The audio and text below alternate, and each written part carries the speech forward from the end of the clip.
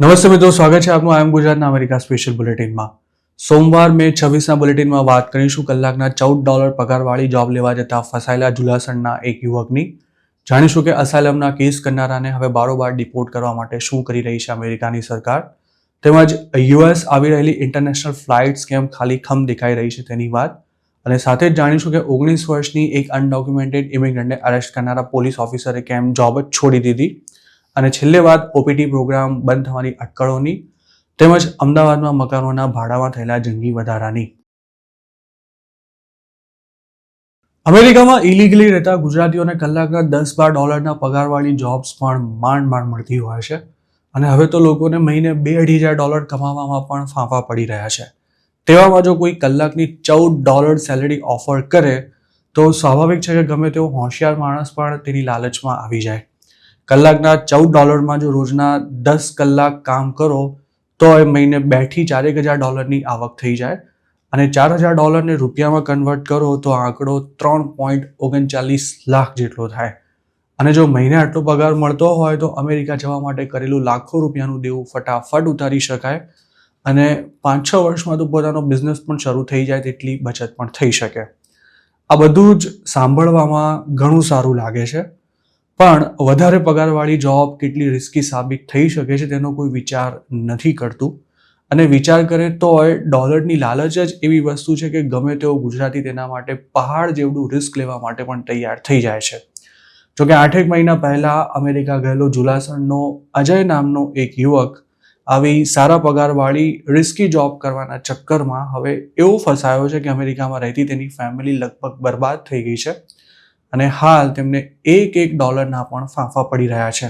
આઈ એમ ગુજરાતને મળેલી માહિતી પ્રમાણે અજય ગુજરાતીઓની ખાસી વસ્તી ધરાવતા એક સ્ટેટમાં આવેલા અને તેના જ ગામના એક વ્યક્તિના સ્મોક સ્ટોરમાં જોબ કરતો હતો, અને તેનો ઓનર પોતે પાછો યુએસ સિટીઝન નથી, પણ તેની ફેમિલીમાં બધા જ સિટીઝનશિપ ધરાવે છે, અને તેમના જ નામે આ વ્યક્તિ પોતાના બિઝનેસ ચલાવી રહ્યો છે. જે સ્ટેટમાં જુલાસણના અજયને જોબ મળી હતી ત્યાં લોકોને એવરેજ $10 થી $12 જેટલો પગાર માંડ મળે છે, અને અજયને જ્યારે $14 પગારની ઓફર આવી ત્યારે અમેરિકામાં રહેતા જુલાસણના અમુક લોકોએ તેને આ જોબ ન કરવા માટે પણ સમજાવ્યો હતો, કારણ કે તેમાં પૂરેપૂરું જોખમ હતું. જોકે ડોલરની લાલચમાં આંધળો થઈ ગયેલો અજય કોઈની પણ સલાહ માન્યા વિના જ પોતાના એક બાળક અને પત્નીને લઈને જોબ કરવા માટે પહોંચી ગયો હતો. તેણે એકાદ મહિનો જોબ કરી પણ હતી, પરંતુ જે સ્મોક સ્ટોરમાં તે કામ કરતો હતો ત્યાં ઇલીગલી ગાંજાનું એટલે કે મારીજુઆનાનું વેચાણ થતું હતું, અને 2025ની શરૂઆતમાં જ તેના સ્ટોર પર પોલીસની રેડ પડી હતી. આ કેસમાં સ્ટોરમાં જોબ કરતા જુલાસણના એક યુવક સહિત 4 લોકોને આરોપી બનાવાયા હતા, અને તેમાં સ્ટોર જેના નામે હતો તે ગુજરાતી ઓનર, તેની પત્ની અને 2 એમ્પ્લોઈઝનો પણ સમાવેશ થતો હતો. આ રેડ પડી ત્યારે જુલાસણનો અજય ત્યાં જ હાજર હોવાથી પોલીસ તેને અરેસ્ટ કરીને લઈ ગઈ હતી, જ્યારે તેનો ઓનર અને પત્ની પછીથી હાજર થયા હતા, અને બીજો એક એમ્પ્લોય તો આ સ્ટેટ જ છોડીને ભાગી ગયો હતો. રેડ પાડતા પહેલા પોલીસે અંડરકવર એજન્ટ્સને આ સ્મોક સ્ટોરમાં મોકલી ત્યાં કોણ કોણ કામ કરે છે અને કઈ કઈ ટાઈપના નશીલા પદાર્થોનું ઇલીગલી વેચાણ થાય છે તે તમામ માહિતી એકત્ર કરી લીધી હતી, જેથી કોઈના બચવાનો સવાલ જ નહોતો. અમેરિકામાં ઇલીગલી કોઈ નશીલા પદાર્થનું વેચાણ કરવું તે ફેલોની એટલે કે ગંભીર કક્ષાનો ગુનો છે, પણ જો કોઈ સિટીઝન તેમાં અરેસ્ટ થયો હોય તો તેને પ્રમાણમાં સરળતાથી બોન્ડ મળી જતા હોય છે. આ કેસમાં પણ કંઈક એવું જ થયું હતું. અજયના ઓનર અને તેની પત્નીએ તો પોતાની રીતે લોયર હાયર કરી ગણતરીના સમયમાં જ બોન્ડ મેળવી લીધા હતા, પરંતુ અજયની અરેસ્ટ થયા બાદ તેને બચાવવા માટે કોઈ જ આગળ નહોતું આવ્યું. જે સ્ટેટમાં તે જોબ કરતો હતો તે પણ પાછું રિપબ્લિકન હતું, અને અજયની અરેસ્ટની માહિતી આઈસ સાથે શેર કરી દેવાઈ હતી, અને થોડા દિવસો બાદ તે ગાંજો વેચવાના કેસમાં બોન્ડ પર છૂટ્યો તે સાથે જ આઈસ દ્વારા તેની ઇમિગ્રેશનના કેસમાં ધરપકડ કરી લેવાઈ હતી, અને આજની તારીખે પણ અજય જેલમાં બંધ છે. આઈ એમ ગુજરાતને મળેલી માહિતી પ્રમાણે તે હજુ સુધી ડિપોર્ટ નથી થયો, પણ હવે તેના જેલમાંથી બહાર આવવાના ચાન્સ લગભગ 0 થઈ ચૂક્યા છે. અજય અરેસ્ટ થયો ત્યારે તેના ઓનરે તેની પત્નીને એવી ખાતરી આપી હતી કે પોતે ગમે તેમ કરીને તેને છોડાવી લેશે, પરંતુ 5 મહિના બાદ પણ તેનો જેલમાંથી બહાર આવવાનો મેળ નથી પડ્યો.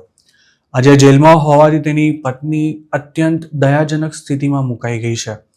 તે ભણેલી ન હોવાથી યુએસમાં તેને કોઈ જોબ મળી શકે તેમ નથી. હાલ તે જે ઘરમાં રહે છે તે પણ ઓનરે ભાડે અપાવેલું છે. તેનો ઓનર દર મહિને ગ્રોસરી તો ભરાવી આપે છે, પરંતુ તેના બદલામાં તેના 2 માણસો આ જ ઘરમાં અજયની પત્ની સાથે રહે છે, જેમના માટે જમવાનું અજયની પત્નીને બનાવવાનું હોય છે. ઓનર આ બંને એમ્પ્લોય પાસેથી મહિનાની ટોટલ $1300 વીસી વસૂલે છે, પણ અજયની પત્નીને એક પેની પણ વાપરવા માટે નથી આપતો. અજય તેના 5 વર્ષના દીકરાને પણ સાથે જ લઈને યુએસ આવ્યો હતો, પણ તેના જેલમાં ગયા બાદ પત્નીની સાથે સાથે દીકરાનું ભવિષ્ય પણ અંધકારમય બની ચૂક્યું છે. હાલ અજયની પત્ની એ સ્થિતિમાં આવી ગઈ છે કે તેને જો કોઈ વસ્તુ જોઈતી હોય તો તે લોકોને ફોન કરીને મદદની ભીખ માંગવા માટે મજબૂર છે. અને જો અજય ડિપોર્ટ થશે તો તેની પત્ની પાસે પણ યુએસ છોડવા સિવાય બીજો કોઈ ઓપ્શન નથી રહેવાનો. આ વાત માત્ર અજયની જ નહીં, પરંતુ અમેરિકામાં રહેતા તેના જેવા હજારો ગુજરાતીઓની છે, જેમની પાસે યુએસમાં કોઈ સ્ટેટસ નથી અને તેમને પોતાના ઓનરના કહેવા પર જાણતા કે પછી અજાણતા ઇલીગલ એક્ટિવિટી કરવી પડી રહી છે. સૂત્રોનું માની તો નશીલા પદાર્થોનું ઇલીગલી વેચાણ કરવા ઉપરાંત ઇલીગલ ગેમિંગ મશીન્સ ચાલતા હોય કે પછી ફૂડ કૂપન્સનો ગેરકાયદે વેપલો થતો હોય તેવા સ્ટોર્સમાં જોબ કરવામાં પૂરેપૂરું જોખમ છે. કારણ કે હવે જો આવા કોઈ કેસમાં કોઈ પણ વ્યક્તિ અરેસ્ટ થશે તો તેની માહિતી સીધી આઈસ સાથે શેર કરી દેવામાં આવશે અને આઈસવાળા પણ ગમે તે ક્રાઇમમાં અરેસ્ટ થતા ઇલીગલ ઇમિગ્રન્ટ્સને શોધી જ રહ્યા છે, જેથી એકવાર જેલમાં ગયેલા વ્યક્તિનું બહાર આવવું લગભગ અશક્ય બની જશે અને 2-4 મહિનામાં કદાચ તેને ડિપોર્ટ પણ કરી દેવાશે. હજુ ગયા મહિને જ કનેક્ટિકટમાં નિલેશ નામના એક ગુજરાતીની ધરપકડ થઈ હતી, કારણ કે તે જે જગ્યાએ જોબ કરતો હતો ત્યાં ઇલીગલી નશીલા પદાર્થનું વેચાણ થતું હતું. તેવી જ રીતે પેન્સિલ્વેનિયામાં કડીના મયુર નામના એક યુવકને પણ સ્મોક સ્ટોરમાં ગેરકાયદે ગાંજો વેચવાના કેસમાં પોલીસે અરેસ્ટ કરી લીધો હતો. ફ્લોરિડામાં ગેમિંગ આર્કેડમાં કામ કરતા 2 ગુજરાતીઓ પણ થોડા દિવસો પહેલા જ પડેલી રેડમાં પોલીસના હાથે ઝડપાઈ જતા તેમને પણ જેલમાં જવાનો વારો આવ્યો હતો. આ પ્રકારના 2 નંબરી ધંધા જ્યાં ચાલતા હોય છે ત્યાં કલાકનો $2-5 વધારે પગાર મળતો હોય છે અને ઓનર પણ એમ્પ્લોયને એવી લોલીપોપ આપતા હોય છે કે પોલીસનું લફડું થશે તો અમે બચાવી લઈશું. પણ ખરેખર આવું કોઈ લફડું થાય ત્યારે ઓનર હાથ અદ્ધર કરીને ઊભા રહી જતા હોય છે. અમુક કેસ તો એવા પણ છે કે જેમાં ઓનર એમ્પ્લોયને મોટી રકમનો ઉપાડ આપી પોતાને ત્યાં કામ કરવા મજબૂર કરી દેતા હોય છે. અને જો આવો કોઈ વ્યક્તિ અરેસ્ટ થાય ત્યારે અમેરિકામાં તેની ફેમિલી રસ્તા પર આવી જતી હોય છે. જો તમે અમેરિકામાં કોઈ સ્ટેટસ વિના રહેતા હો અને તમારો અસાઇલમનો કેસ પેન્ડિંગ હોય તો એવા વહેમમાં ન રહેતા કે યુએસમાંથી તમને કોઈ હલાવી શકે તેમ નથી. આઈસ દ્વારા છેલ્લા કેટલાક સમયથી ઇમિગ્રેશન કોર્ટની બહારથી જ ઇમિગ્રન્ટ્સની ધરપકડ કરી લેવાનું શરૂ કરાયું છે અને આ કાર્યવાહી ટ્રમ્પ એડમિનિસ્ટ્રેશનની ડિપોર્ટેશનને ઝડપી બનાવવાની સ્ટ્રેટેજીનો એક ભાગ મનાઈ રહી છે. અમેરિકાના કેટલાક સરકારી અધિકારીઓ અને એટર્નીઝના જણાવ્યા અનુસાર ટ્રમ્પ એડમિનિસ્ટ્રેશને ઇમિગ્રેશન કોર્ટ્સમાં ચાલતા ઇમિગ્રન્ટ્સના કેસોને બંધ કરવા માટે એક કેમ્પેઇન શરૂ કર્યું છે, જેની પાછળનો હેતુ ઇલીગલ એલિયન્સની ધરપકડ કરી તેની સામે તાત્કાલિક ડિપોર્ટેશનની પ્રક્રિયા શરૂ કરવાનો છે. લોયર્સ અને એડવોકેટ્સે આ સપ્તાહે ઇમિગ્રેશન કોર્ટની બહારથી જ ઇમિગ્રન્ટ્સની ધરપકડ કરી લેવાની ઘણી ઘટનાઓ બની હોવાનું જણાવ્યું છે. તેમણે એમ પણ કહ્યું હતું કે જે ઇમિગ્રન્ટ્સના અસાઇલમના કેસ સરકારની વિનંતી પર ઇમિગ્રેશન કોર્ટ્સે બંધ કરી દીધા હતા તેમની આઈસ એજન્ટ્સ દ્વારા કોર્ટની બહારથી જ ધરપકડ કરી લેવામાં આવી હતી. ડિપાર્ટમેન્ટ ઓફ હોમલેન્ડ સિક્યોરિટીના 2 અધિકારીઓએ CBS ન્યૂઝને જણાવ્યું હતું કે જે ઇમિગ્રન્ટ્સના કેસની સુનાવણી થોડા દિવસોમાં થવાની છે તેમના ડિપોર્ટેશનમાં ઝડપ લાવવા માટે આઈસ એક કેમ્પેઇન ચલાવી રહી છે. ઇમિગ્રન્ટ્સની અરેસ્ટનો આંકડો વધારવા તેમજ અમેરિકાના ઇતિહાસનું સૌથી મોટું ડિપોર્ટેશન અભિયાન શરૂ કરવાના ટ્રમ્પે આપેલા વચનને પૂરું કરવા એડમિનિસ્ટ્રેશનનું આ લેટેસ્ટ સ્ટેપ છે. ઇમિગ્રેશન ઓથોરિટી સાથે સંકળાયેલા અધિકારીઓને કોટ કરીને પબ્લિશ કરાયેલા કેટલાક રિપોર્ટ્સમાં એવું જણાવાયું હતું કે આ કેમ્પેઇનમાં આઈસના પ્રોસિક્યુટર્સ ઇમિગ્રેશન કોર્ટ્સને કેટલાક ઇમિગ્રેશનના કેસીસ બંધ કરી દેવા માટે વિનંતી કરે છે, જેથી એજન્સીના એજન્ટ્સ તે ઇમિગ્રન્ટ્સની ધરપકડ કરી શકે અને તેમની સામે એક્સપેડાઇટ રિમૂવલ તરીકે ઓળખાતી ડિપોર્ટેશનની પ્રક્રિયા શરૂ કરી શકે. અમેરિકાની ઇમિગ્રેશન કોર્ટ્સમાં 4 મિલિયન જેટલા કેસોનો ભરાવો થયો છે અને તેના કારણે કોઈ પણ અસાઇલમના કેસનો ચુકાદો આવવામાં વર્ષો લાગી શકે છે, ત્યારે એક્સપેડાઇટ રિમૂવલ પ્રોસેસમાં અધિકારીઓ માઇગ્રન્ટ્સને વધુ ઝડપથી ડિપોર્ટ કરી શકે છે. જો માઇગ્રન્ટ્સ પાસે પૂરતા ડોક્યુમેન્ટ્સ ન હોય અને તેઓ 2 વર્ષ કરતાં વધુ સમયથી અમેરિકામાં રહેતા હોવાનું પુરવાર ન કરી શકે તો તેમને કોર્ટ હિયરિંગ વિના જ એક્સપેડાઇટ રિમૂવલ અંતર્ગત ડિપોર્ટ કરવામાં આવી શકે છે. અત્યાર સુધી માત્ર ઇન્ટરનેશનલ બોર્ડરથી 100 માઇલની અંદરના એરિયામાં પકડાયા હોય તેવા અનઓથોરાઇઝડ ઇમિગ્રન્ટ્સને અને યુએસમાં 2 સપ્તાહ કરતાં ઓછા સમયથી રહેતા હોય તેમની સામે જ એક્સપેડાઇટ રિમૂવલની કાર્યવાહી કરીને મંજૂરી આપવામાં આવતી હતી, પરંતુ ટ્રમ્પ 2.0માં તેનો વ્યાપ વધારી દેવામાં આવ્યો છે. એક્સપેડાઇટ રિમૂવલ એવા અનઓથોરાઇઝડ ઇમિગ્રન્ટ સામે પણ લાગુ કરી શકાય છે કે જે લીગલ એન્ટ્રી પોઈન્ટ્સથી અને સરકારની મંજૂરી લઈને અમેરિકામાં આવ્યા હોય અને આવા મામલામાં 2 વર્ષની એન્ટ્રી લિમિટને પણ ધ્યાનમાં લેવામાં નથી આવી રહી. આ નવી સ્ટ્રેટેજીથી બાઇડન સરકાર સમયે CBP-1 નામના પ્રોગ્રામનો લાભ લઈ યુએસ આવેલા લગભગ 1 મિલિયન ઇમિગ્રન્ટ સામે ડિપોર્ટેશનનું જોખમ વધી ગયું છે. જે અનડોક્યુમેન્ટેડ ઇમિગ્રન્ટ સામે એક્સપેડાઇટ રિમૂવલ પ્રોસેસ શરૂ કરવામાં આવે છે તેમને કોર્ટ હિયરિંગ વિના જ ડિપોર્ટ કરી શકાય છે, પરંતુ જો તેમને પોતાની હોમ કન્ટ્રીમાં જીવનું જોખમ હોય તો તેઓ અસાયલમ ઓફિસ સમક્ષ ઇન્ટરવ્યૂ માટે હકદાર છે. જો તેઓ અસાયલમ ઓફિસ સમક્ષ સ્ક્રીનિંગમાંથી પાસ થઈ જાય તો તેમને ઇમિગ્રેશન કોર્ટમાં જવાની પણ તક મળી શકે છે, પરંતુ હાલના સમયમાં મોટાભાગના ઇમિગ્રન્ટ્સને આવો કોઈ ચાન્સ નહીં મળી શકે. આ અંગે એક સ્ટેટમેન્ટમાં DHSના પ્રવક્તા ટ્રિશિયા મેકલોગીને બાઇડન એડમિનિસ્ટ્રેશનની ટીકા કરતા એવું જણાવ્યું હતું કે બાઇડન સરકારે ઘણા ઇમિગ્રન્ટ્સને તાત્કાલિક ડિપોર્ટ કરવાને બદલે ઇમિગ્રેશન કોર્ટમાં હાજર રહેવાની નોટિસ આપીને રિલીઝ કરી દીધા હતા. તેમણે કહ્યું હતું કે આઈસ હવે કાયદાનું પાલન કરી રહી છે અને આવા ઇલીગલ એલિયન્સ સામે એક્સપેડાઇટ રિમૂવલ પ્રોસેસ શરૂ કરવામાં આવી છે. એરિઝોનાના એક ઇમિગ્રેશન લોયરે આ અંગે જણાવ્યું હતું કે તેમના ક્યુબાના 2 ક્લાયન્ટ્સ મંગળવારે ઇમિગ્રેશન કોર્ટમાં હિયરિંગ માટે પહોંચ્યા ત્યારે ગવર્મેન્ટ પ્રોસિક્યુટરે રિમૂવલ પ્રોસિડિંગને ડિસમિસ કરવાનો પ્રસ્તાવ મૂક્યો તો તેમને રાહત થઈ હતી, પરંતુ આઈસના એજન્ટ્સ તેમને કોર્ટની બહારથી જ ઉઠાવી ગયા હતા. આઈસ દ્વારા કોર્ટની બહારથી ધરપકડ કરવામાં આવી રહી હોવા છતાં પણ ઇમિગ્રેશન લોયર્સ તેમના ક્લાયન્ટ્સને કોર્ટ હિયરિંગમાં ગેરહાજર ન રહેવાની સલાહ આપી રહ્યા છે, કેમ કે તેમ કરવાથી કોર્ટ તેમની સામે ડિપોર્ટેશનનો ઓર્ડર ઇસ્યુ કરી શકે છે. આઈસે ઇમિગ્રન્ટ્સની મોટી વસ્તી ધરાવતા Los Angeles, Seattle, Chicago, Dallas, Las Vegas અને માયામીમાં ઇમિગ્રેશન કોર્ટની બહારથી ઘણા લોકોની ધરપકડ કરી છે. એક ઇમિગ્રેશન લોયરે આ અંગે જણાવ્યું હતું કે ઇમિગ્રન્ટ્સે કોર્ટમાં જતા પહેલા તેમના વકીલને જાણ કરવી જોઈએ, જેથી તે આવા કોઈ પણ મામલાને સંભાળી શકે અને તેમાંથી બહાર આવવા માટે કયો ઓપ્શન યોગ્ય રહેશે તેનું એડવાન્સમાં જ પ્લાનિંગ પણ કરી શકે. આમ તો દરેક દેશની પોતાની ખૂબીઓ હોય છે, પણ અમેરિકા વિશે એવું કહેવાય છે કે તમે જો યુએસ આખું ફરી લો તો પછી દુનિયાના બીજા કોઈ દેશ ફરવાની ખાસ જરૂર નથી રહેતી. એટલે જ અમેરિકા સૌથી વધુ ટુરિસ્ટને આગળતો દેશ છે, પરંતુ છેલ્લા 3-4 મહિનાથી સ્થિતિ બદલાઈ રહી છે અને યુએસના સોશિયલ મીડિયામાં ખાલીખમ ફ્લાઇટ્સના વિડીયો વાયરલ થઈ રહ્યા છે, જેમાં 2-4 રો ખાલી હોય તેવું નહીં, પણ આખી ફ્લાઇટમાં આંગળીના વેઢે ગણાય તેટલા જ પેસેન્જર્સ જોવા મળી રહ્યા છે અને તેમાં યુરોપ ઉપરાંત કેનેડા અને મેક્સિકોથી આવતી ફ્લાઇટ્સનો પણ સમાવેશ થાય છે. હજુ થોડા દિવસ પહેલાં જ લંડનથી ન્યુયોર્ક આવેલી એક ખાલીકમ ફ્લાઇટના વિડીયોમાં પણ કંઈક આવા જ દ્રશ્યો જોવા મળ્યા હતા, જેમાં ક્રૂ મેમ્બર્સ જેટલા જ પેસેન્જર્સ આખી ફ્લાઇટમાં સવાર હતા. કંઈક આવી સ્થિતિ મ્યુનિકથી વેગસ આવેલી એક ફ્લાઇટની હતી, જ્યારે ટોરન્ટોથી ફોર્ટ માયર્સ લેન્ડ થયેલી ફ્લાઇટ તો જાણે ભૂતિયા હોય તે રીતે ખાલીખમ દેખાઈ રહી હતી. લંડનથી શિકાગોની ફ્લાઇટમાં આવેલી એક મહિલાએ તો અમેરિકાની ન્યૂઝ ચેનલ સાથે વાત કરતા ત્યાં સુધી કહી દીધું હતું કે તેણે પોતાની આખી જિંદગીમાં ક્યારેય પણ આવી ખાલીખમ ફ્લાઇટમાં પ્રવાસ નથી કર્યો. યુએસના જે સ્ટેટ્સમાં સૌથી વધુ વિઝિટર્સ આવે છે તેમાં કેલિફોર્નિયાનો પણ સમાવેશ થાય છે, પણ 2025માં આ સંખ્યામાં 10% જેટલો ઘટાડો થવાની શક્યતા છે. એક્સપર્ટ્સનું માનીએ તો ચાલુ વર્ષમાં યુરોપથી યુએસ આવતા વિઝિટર્સમાં 42% જેટલો મોટો ઘટાડો થવાની શક્યતા છે, જ્યારે કેનેડાથી આવતા વિઝિટર્સમાં તો 75% જેટલો ધરખમ ઘટાડો જોવા મળી શકે છે.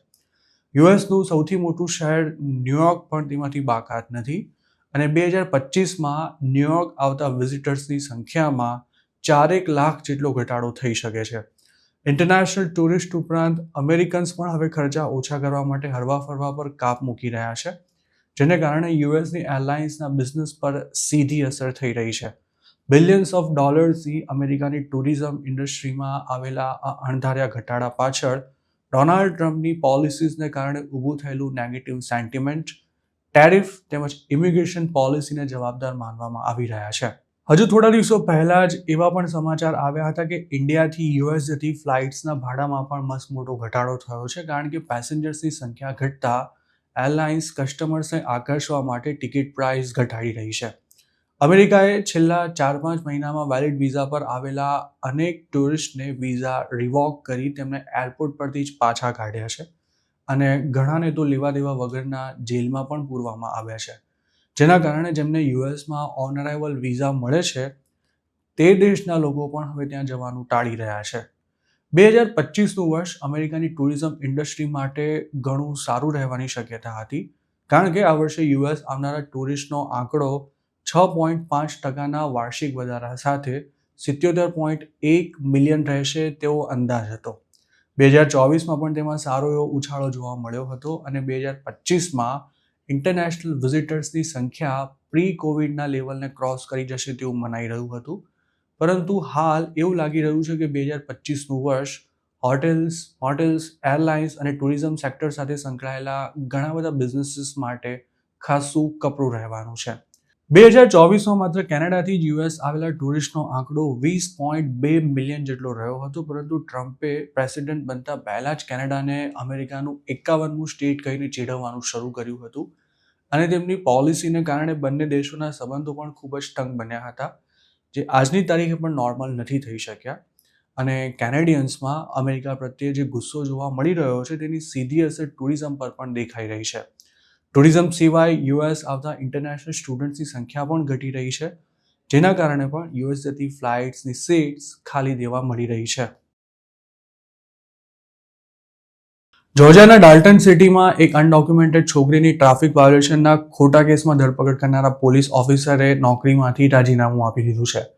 ગત મે 5ના રોજ જીમેના નામની એક કોલેજ સ્ટુડન્ટની ટ્રાફિકના કેસમાં ધરપકડ થયા બાદ તેને આઈસ દ્વારા કસ્ટડીમાં લેવામાં આવી હતી અને તેને ડિપોર્ટ કરવાની પ્રક્રિયા પણ શરૂ કરી દેવાઈ હતી.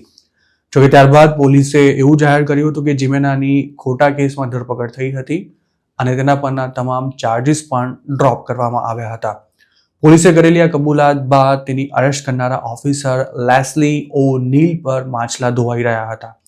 તેના કારણે અમેરિકામાં કોઈ સ્ટેટસ વિના રહેતી જીમેનાને 2 અઠવાડિયા જેલમાં રહેવું પડ્યું હતું અને હજુ ગયા અઠવાડિયે જ તેનો $1,500 બોન્ડ પર છુટકારો થયો હતો. જોકે જીમેના જેલમાંથી બહાર આવી તેના બીજા જ દિવસે તેને અરેસ્ટ કરનારા ઓફિસર લેસ્લીએ રાજીનામું આપી દીધું હતું. લેસ્લી ઓનીલ નામનો આ ઓફિસર નોર્થ એટલાન્ટાથી થોડે દૂર આવેલા નાનકડા સિટી ડાલ્ટનના પોલીસ ડિપાર્ટમેન્ટમાં ફરજ બજાવતો હતો. તેણે 19 વર્ષની કોલેજ સ્ટુડન્ટ જીમેના એડિસ ક્રિસ્ટોબલની ખોટી રીતે ધરપકડ કરતા લોકોમાં ગુસ્સો હતો અને પોલીસ ડિપાર્ટમેન્ટની પણ ટીકા થઈ રહી હતી. ડાલ્ટન પોલીસ ડિપાર્ટમેન્ટે લેસ્લીના રાજીનામા અંગે કોઈ માહિતી નથી આપી, પરંતુ તેની પત્નીએ ફેસબુક પર તેનો રેઝિગ્નેશન લેટર પોસ્ટ કરી દીધો છે. આ લેટરમાં એવો આક્ષેપ કરવામાં આવ્યો છે કે જીમેનાની ધરપકડ બાદ જે સ્થિતિ સર્જાઈ હતી તેમાં લોકલ પોલીસ ડિપાર્ટમેન્ટ લેસ્લીનો બચાવ કરવામાં ઊણું ઉતર્યું હોવાથી તેણે નોકરી છોડી દેવાનો નિર્ણય લીધો હતો. લેસ્લી ઓ નીલે તેના રેઝિગ્નેશન લેટરમાં લખ્યું છે કે ઘણી બદનામી થવા છતાં પણ ડિપાર્ટમેન્ટના મૌનથી તેની સ્થિતિને વ્યક્તિગત રીતે અસ્થિર બનાવી દેવાની સાથે એવો માહોલ પણ ઊભો કરાવી દેવાયો હતો કે જેમાં તેઓ કોમ્યુનિટીથી ડર્યા વિના ડાલ્ટન સિટીમાં અસરકારક રીતે હવે ફરજ બજાવી શકે તેમ નથી.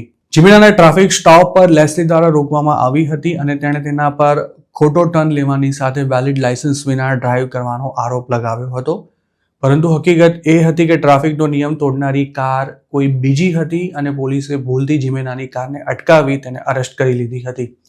અનડોક્યુમેન્ટેડ હોવાની સાથે મેક્સિકન ડ્રાઇવર્સ લાયસન્સ ધરાવતી જીમેનાને તેના પેરેન્ટ્સ વર્ષ 2007માં માત્ર 3 વર્ષની ઉંમરે મેક્સિકોથી લઈને આવ્યા હતા. જોકે અમેરિકામાં જ મોટી થયેલી જીમેના પાસે મેક્સિકોનું ડ્રાઇવર્સ લાયસન્સ ક્યાંથી આવ્યું તે હજુ સુધી ક્લિયર નથી થઈ શક્યું.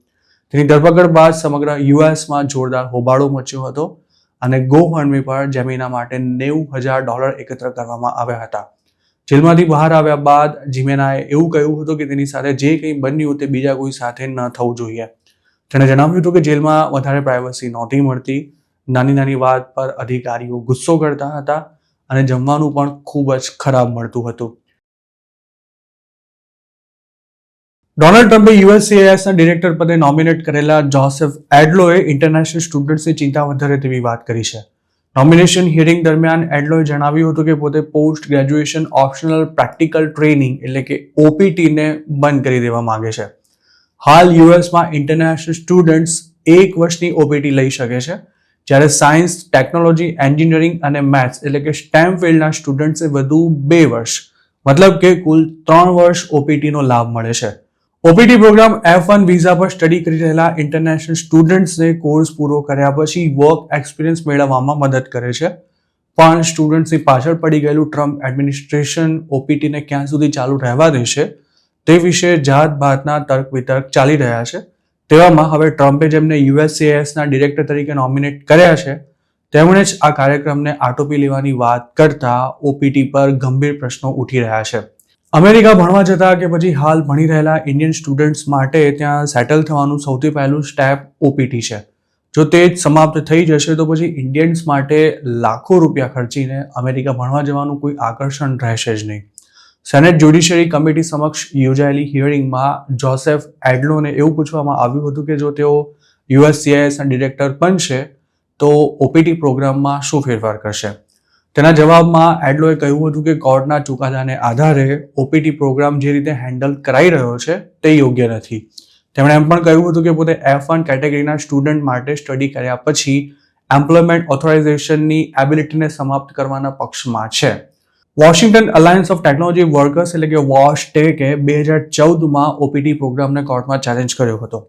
લાંબી કાયદાકીય લડાઈ બાદ ઓક્ટોબર 2022માં US court of appeals DC સર્કિટે ઓપીટી પ્રોગ્રામની વેલિડિટી અને સ્ટેમ ઓપીટી માટે 2 વર્ષના એક્સટેન્શનને જાળવી રાખ્યું હતું. ત્યારબાદ વોશટેકે આ ચુકાદાને સુપ્રીમ કોર્ટમાં ચેલેન્જ કર્યો હતો અને તેનો રિવ્યૂ કરવાની માંગ કરી હતી, જોકે સુપ્રીમ કોર્ટે તેની ડિમાન્ડને ફગાવી દીધી હતી. ઇમિગ્રેશન એટર્નીઝનું એવું માનવું છે કે જોસેફ એડલોના સ્ટેટમેન્ટ પરથી એવું લાગી રહ્યું છે કે તેમનો ઈરાદો સ્ટડી દરમિયાન જ 1 વર્ષની ઓપીટી એટલે કે પ્રી કમ્પ્લીશન ઓપીટી રાખવાનો છે. જોકે જોસેફ એડલોની આ વાત ઇન્ટરનેશનલ સ્ટુડન્ટ્સ માટે ખતરાની ઘંટડી છે. ઓપીટી સમાપ્ત થાય તો તેની સૌથી વધારે અસર યુએસમાં ભણતા ઇન્ડિયન સ્ટુડન્ટ પર પડવાની છે. અને ઓપન ડોર્સના રિપોર્ટ મુજબ એકેડમિક યર 2022-23માં યુએસમાં 2.7 લાખ ઇન્ડિયન સ્ટુડન્ટ્સ હતા, જેમાંથી 69,000 ઓપીટી પ્રોગ્રામ્સમાં સામેલ થયા હતા. આ ઘટનાક્રમ પર પ્રતિક્રિયા આપતા 570થી વધુ કેમ્પસ લીડર્સના ગઠબંધન પ્રેસિડેન્ટ એલાયન્સના પ્રેસિડેન્ટ અને સીઈઓ મિરિયમ ફેલ્ડબ્લેમે એવું જણાવ્યું હતું કે ગ્રેજ્યુએશન ઓપીટીને સમાપ્ત કરવાનો ઈરાદો દુનિયાભરમાંથી આવતી ટોચની પ્રતિભાઓને રિક્રુટ કરવાની અને તેમને જાળવી રાખવાની અમેરિકાની એબિલિટીને નબળી કરશે. તેમણે એમ પણ જણાવ્યું હતું કે એક્સપિરિયન્સ સાથેનું એજ્યુકેશન લાંબા સમયથી અમેરિકાના એજ્યુકેશનનું મહત્વપૂર્ણ ઘટક રહ્યું છે અને તેમાં ઓપીટીની તકો પણ સામેલ છે. હાલમાં અમેરિકામાં 2.4 લાખથી પણ વધુ ઇન્ટરનેશનલ સ્ટુડન્ટ્સ ઓપીટી પ્રોગ્રામમાં સામેલ છે, જેમાંથી ઘણા સ્ટેમ ફિલ્ડના છે. ઓપીટીથી ઇન્ટરનેશનલ સ્ટુડન્ટ્સને ડિગ્રી સાથે એક્સપિરિયન્સ પણ મળે છે અને તે સરળતાથી જોબ શોધી શકે છે, તેમજ H1B માટે પણ એલિજિબલ થઈ શકે છે અને તેનો ફાયદો અમેરિકાની કંપનીઝને તેમજ ઇકોનોમીને પણ થાય જ છે. જો ઓપીટી પ્રોગ્રામ બંધ કરી દેવામાં આવશે તો ઇન્ટરનેશનલ સ્ટુડન્ટ્સે ઘણા પ્રકારની સમસ્યાઓનો સામનો કરવો પડી શકે છે. તેની સૌથી વધુ અસર ઇન્ડિયન સ્ટુડન્ટ્સ પર પડશે, કારણ કે જો આમ થયું તો ઇન્ટરનેશનલ સ્ટુડન્ટ્સને H1B વિઝા મળવામાં ખૂબ જ મુશ્કેલી ઊભી થશે અને તેઓ વર્ક એક્સપિરિયન્સ નહીં મેળવી શકે. તેમજ સ્ટેમ સ્ટુડન્ટ્સ માટે યુએસમાં કરિયર બનાવવાનો કોઈ ઓપ્શન બચશે જ નહીં. ટ્રમ્પ ઈચ્છે છે કે ઇન્ટરનેશનલ સ્ટુડન્ટ્સ યુએસ આવે, મોટી રકમ ખર્ચીને ભણે અને ભણવાનું પૂરું કરીને ઘર ભેગા થઈ જાય, જેથી તેમને ઓપીટી સામે વાંધો છે અને H1Bના પણ તેઓ ખાસ તરફદાર નથી. ટ્રમ્પે પ્રેસિડેન્ટ બન્યા બાદ ઓપીટી કે પછી H1B બંધ કરી દેવાની વાત ક્યારે પણ નથી કરી, પરંતુ ફોરેન સ્ટુડન્ટ્સ અને વર્કર્સના માથે હંમેશા તલવાર લટકતી રહે તેવો માહોલ તેમણે ચોક્કસ ઊભો કર્યો છે. મસાલેદાર ઇન્ડિયન ફૂડની ભલે આખી દુનિયામાં પ્રશંસા થતી હોય, પરંતુ ઘણા વિદેશીઓને ઇન્ડિયન ફૂડ બનાવતી વખતે આવતી સ્ટ્રોંગ સ્મેલની એલર્જી હોય છે. કોઈ વિદેશીને વઘાર કરતી વખતે આવતી સુગંધ પસંદ નથી હોતી, તો કોઈને કઢી, દાળ કે પછી કોઈ ગ્રેવીની સ્મેલ સામે વાંધો હોય છે. હજુ થોડા દિવસો પહેલા જ અમેરિકાના ફ્લોરિડાની એક મહિલાએ સોશિયલ મીડિયા પર તેના પાડોશીના ઘરમાંથી આવતી ભારતીય રસોઈની તીવ્ર સુગંધથી છુટકારો મેળવવા માટે લોકો પાસે સલાહ માંગી હતી. ત્યારે હવે એક NRIએ સોશિયલ મીડિયા પર પોસ્ટ મૂકી વિદેશમાં ઇન્ડિયન ફૂડની સ્ટ્રોંગ સ્મેલને ઘરની બહાર જતી રોકવા માટે શું કરી શકાય તે માટે લોકોની સલાહ માંગી છે. આ વ્યક્તિ જાણવા માંગે છે કે વિદેશમાં ભારતીય ભોજનનો આનંદ પણ માણી શકાય અને રસોઈ બનતી હોય ત્યારે પાડોશીને પણ તકલીફ ન પડે તે માટે કઈ વાતનું ખાસ ધ્યાન રાખવું જોઈએ. આ NRIને ખાસ તો એ જાણવામાં રસ છે કે પશ્ચિમના દેશોમાં રહેતા ઇન્ડિયન્સ અપાર્ટમેન્ટ તેમજ ઓફિસ અને કિચનમાં ઇન્ડિયન ફૂડની સ્ટ્રોંગ સ્મેલની પ્રોબ્લેમને કઈ રીતે હેન્ડલ કરે છે. તેની આ પોસ્ટ પર ઘણા સોશિયલ મીડિયા યુઝર્સે અલગ અલગ ઉપાયો સૂચવ્યા છે. જેમ કે એક યુઝરે લખ્યું છે કે સારા ચારકોલ ફિલ્ટર્સનો ઉપયોગ કરી શકાય. તેનું એમ પણ કહ્યું હતું કે તે પોતે પણ 3 થી 4 મહિના સુધી ચાલે તેટલા ફિલ્ટર્સ માટે €20 ખર્ચ કરે છે. આ સિવાય આ યુઝરે કુકિંગની મેથડમાં ફેરફાર કરવા, હાઈ ફ્લેમ પર લસણનો વઘાર કરવાનું ટાળવા ઉપરાંત રસોઈ બનાવતા પહેલાં અને પછી ઘરને વેન્ટિલેટ કરવાની અને રસોઈ બનાવતા હોય ત્યારે બારીઓ ખુલ્લી રાખવાની અને સારા રૂમ ફ્રેશનરનો ઉપયોગ કરવાની પણ સલાહ આપી હતી. છેલ્લે તેણે એમ પણ લખ્યું હતું કે આટલું કર્યા પછી પણ જો પાડોશી ફરિયાદ કરતો હોય તો તેના તરફ ધ્યાન આપવાનું બંધ કરી દો, કારણ કે જો ઇન્ડિયન્સને પાડોશીના ઘરમાં શેકાતા પોર્કની સ્મેલ સહન કરવી પડતી હોય તો તેમના પાડોશીઓએ પણ હવે ઇન્ડિયન ફૂડની સ્મેલની આદત પાડવી જોઈએ. જ્યારે અન્ય એક યુઝરે વધુ સારા વેન્ટિલેશનની વ્યવસ્થા કરવાની સાથે રસોઈના કપડાં અને આઉટવેર અલગ રાખવાની સલાહ આપી હતી. તેણે કહ્યું હતું કે આપણા મસાલા સ્ટ્રોંગ સ્મેલવાળા હોય છે એટલે તે પોતે પણ રસોઈ બનાવતી વખતે એક ટી-શર્ટ 2 વાર પહેર્યા પછી ધોઈ નાખે છે. બીજા એક યુઝર તો મજાકના સૂરમાં એવું પણ લખ્યું હતું કે આવી કમ્પ્લેન કરનારા પર રેસિઝમનો આરોપ લગાવી દેવો જોઈએ. તેનું એમ પણ કહ્યું હતું કે પોતે બલ્કમાં રસોઈ બનાવી રાખે છે અને ઘરમાં ઇન્ડિયાથી લાવેલા પોકેટ એર ફ્રેશનરનો યુઝ કરે છે.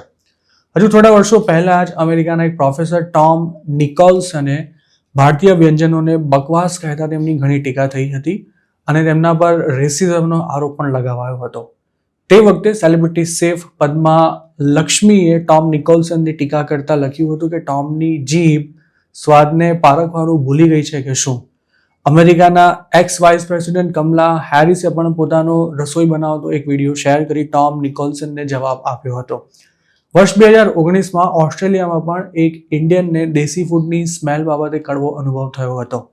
તે જે અપાર્ટમેન્ટમાં રહેવા માટે ગયો હતો ત્યાં તેના રહેવા ગયાના 2 વીક પછી જ કરી બનાવવાનું બંધ કરો, તેનાથી અપાર્ટમેન્ટમાં રેસ્ટોરન્ટ જેવી ગંધ આવી રહી છે તેવું બોર્ડ લગાવી દેવાયું હતું.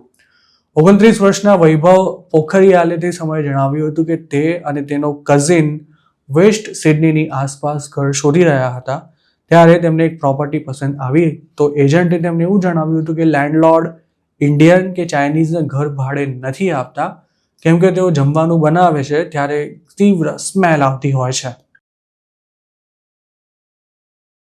અમદાવાદ શહેરમાં મકાનોના ભાવ તો આસમાને છે જ, પરંતુ હવે તો ઘરના ભાડા પણ લોકોનું બજેટ ખોરવી રહ્યા છે.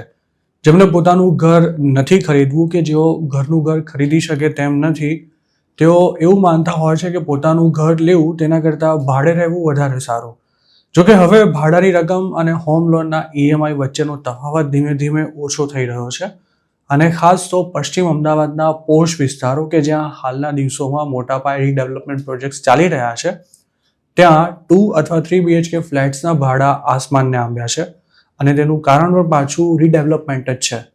હાલમાં અમદાવાદમાં રીડેવલપમેન્ટના કામમાં ભારે તેજી આવી છે અને શહેરના અલગ અલગ વિસ્તારોમાં 300 થી 400 અપાર્ટમેન્ટ્સ રીડેવલપમેન્ટના અલગ અલગ તબક્કામાં છે, જેના કારણે જૂની સ્કીમમાં રહેતા લોકોએ ઘર ભાડે રાખવાની જરૂર પડી છે અને તેને લીધે પ્રાઇમ વિસ્તારોમાં ભાડા રોકેટ ગતિએ વધ્યા છે. તો બીજી તરફ અમદાવાદમાં વસ્તી પણ ઝડપથી વધી રહી છે.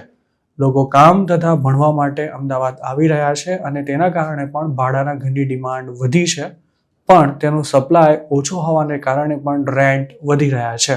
અમારા સાથે એકવાર ટાઈમ્સ ઓફ ઇન્ડિયાના રિપોર્ટ અનુસાર અમદાવાદના કેટલાક વિસ્તારોમાં તો ભાડામાં 30% જેટલો વધારો થયો છે.